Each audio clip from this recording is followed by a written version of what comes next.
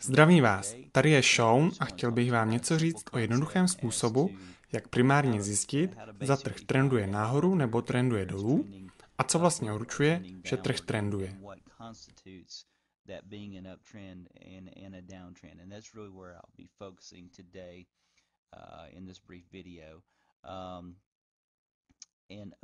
Uptrendu je řada higher lows, které jsou označeny zeleně, a řada higher highs, označené černě. Takže měna vytvořila toto low. Označil jsem tyto základní swingy, ale nejde o nějaké přesné označení. Jde mi spíše o vysvětlení myšlenky, jak se trh pohybuje. Takže trh jde sem, poté vytvoří high. Zde je vlastně také higher low, který jsem ale neoznačil. Cena poté opět šla výše, vytvořila další higher low ve srovnání s prvním low.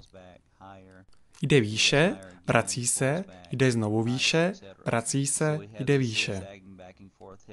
Máme proto takové kmitání ceny sem tam při pohybu vzhůru.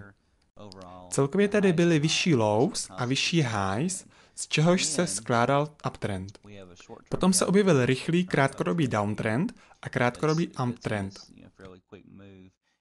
A poté se trh začal pohybovat v dlouhém sestupu dolů.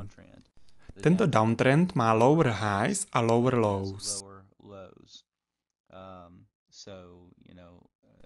Takže zde je nejvyšší cena neboli high, zde low, lower high, lower low, lower high, lower low, lower high, lower low, lower high a lower low.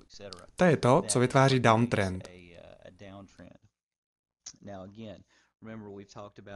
Možná si vzpomenete, dříve jsme si ukazovali používání klouzavého průměru s periodou 50 nebo používání 3 průměrů s periodami 50, 100 a 200 jako trojitý indikátor k určení trendů.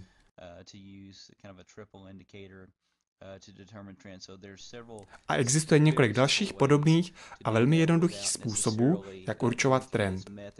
Ale dnes jsem vám chtěl ukázat na samotné price action, jak vypadá a z čeho se skládá trend, ať už dolů nebo nahoru.